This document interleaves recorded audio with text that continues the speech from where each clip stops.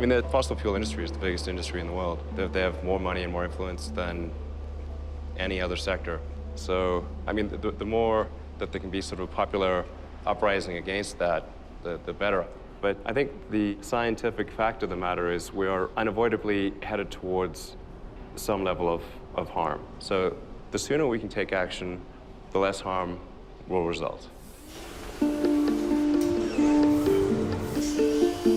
Wow.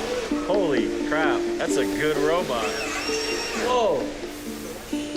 What is your grand vision for all of this? The point of the Gigafactory is to get the cost of batteries down to the point where it's affordable. Right.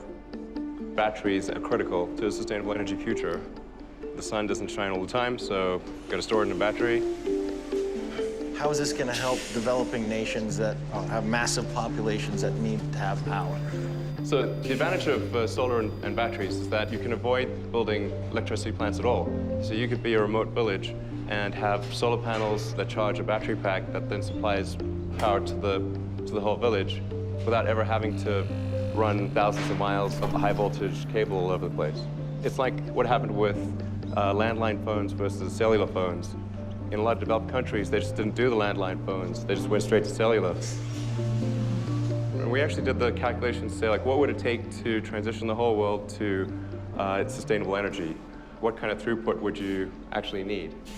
And you need 100 gigafactories. So 100 of these? 100 of these, yes. That would make the United States... No, the whole world. The whole world? The whole world. All energy. That's it? Yeah. That sounds... It's manageable. That sounds manageable. Yeah. The Gigafactory, when it's complete, it'll have the largest footprint of any building in the world. Counting multiple levels, it could be as much as 15 million square feet. So Tesla can't build 100 gigafactories. The thing that's really going to make a difference is if companies that are much bigger than Tesla do the same thing. If the big industrial companies in China and the US and Europe, the big car companies, if they also do this, then collectively we can accelerate the transition to sustainable energy. And if government sets the rules to favor sustainable energy, we can get there really quickly. But it's really fundamental. Unless there's a price put on carbon, we're never going to be able to make the transition that we need to in time, correct? Yeah. And the only way to do that is basically with a carbon tax.